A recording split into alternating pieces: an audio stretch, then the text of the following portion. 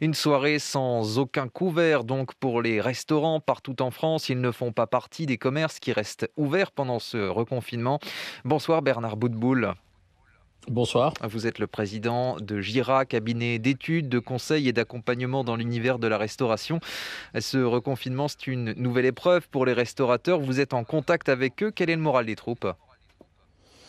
On va dire qu'il est au plus bas parce que c'est la deuxième fois qu'on leur demande de fermer et ça peut être une deuxième fois qui peut être fatidique, fatale pour certains d'entre eux qui sont pour la plupart des entreprises, des petites entreprises, des très petites entreprises plutôt fragiles. Mhm.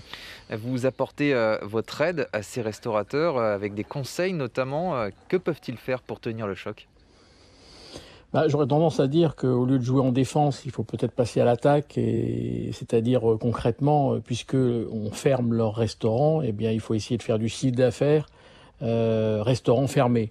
Alors ça veut dire quoi concrètement? Ça veut dire que il faut se lancer très rapidement dans la livraison, ce qui n'est pas automatiquement le premier job des restaurants avec service à table, c'est plutôt la restauration rapide.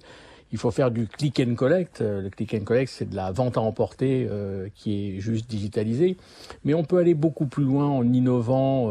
Par exemple, il y a des restaurants gastronomiques étoilés qui ont fait au confinement du drive sans avoir de drive. Il suffit de s'arrêter devant le restaurant.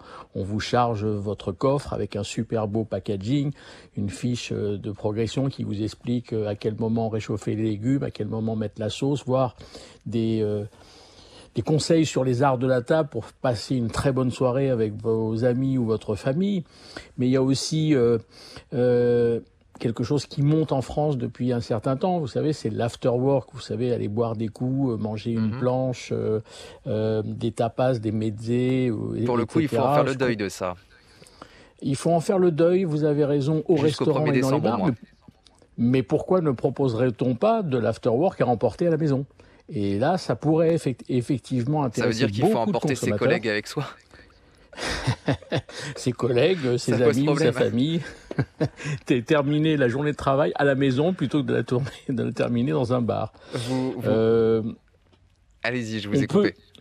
on peut également aussi, vous savez, les hôtels sont également en difficulté, mais les hôtels, on leur a demandé de ne pas ouvrir leurs restaurants, de laisser ouverts leur hôtel et les chambres, mais pas ouvrir les restaurants.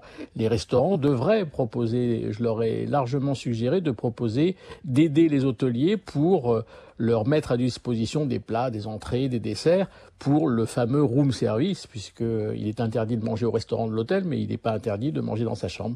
Enfin voilà, il faut essayer qu'ils trouvent du chiffre d'affaires complémentaire, supplémentaire, avec un restaurant qui est malheureusement fermé. Et la vente à emporter, c'est vraiment dans la culture des restaurateurs. En France, on se souvient, quand il a été question de la mise en place du doggy bag, hein, cette boîte dans laquelle on emporte les restes de ce repas qu'on n'a pas mangé, ça s'est pas imposé comme une évidence.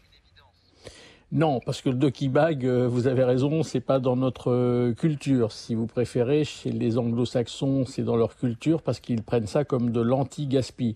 Chez nous, on le prend pas du tout comme ça, on le prend plutôt, je vais quand même pas emmener mes restes. Voilà, la différence est là au niveau culturel.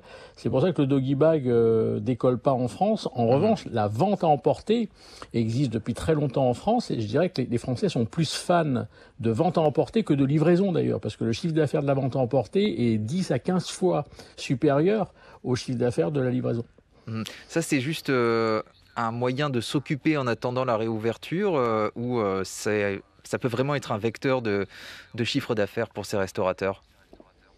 Ça sera un vecteur de chiffre d'affaires, mais il ne faut pas qu'on se fasse d'illusions. Ils ne monteront pas à 100% de leur chiffre d'affaires antérieur. Tout ce que je viens de vous citer là, ils vont le mettre en application. Ils l'ont déjà mis en application pendant le confinement 1. Ça les fait monter à une jauge maximum de, allez, 30% du chiffre d'affaires habituel.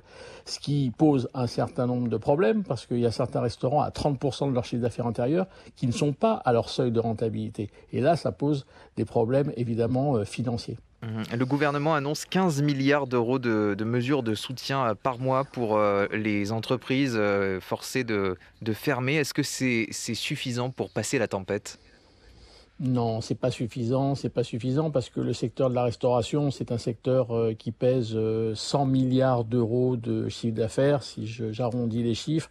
Mais vous savez, on parle des restaurants, mais on parle très très peu de l'écosystème qu'il y a autour des restaurants. Je parle des distributeurs, des grossistes, des artisans, des agriculteurs, des éleveurs, bref, tout cet écosystème qui fournit la restauration pour arriver au consommateur final est également touché. Et là, on ne parle pas de 100 milliards, on parle de 40, 45 milliards qu'il faut ajouter aux 100 milliards. Enfin bref, on est sur des sommes astronomiques.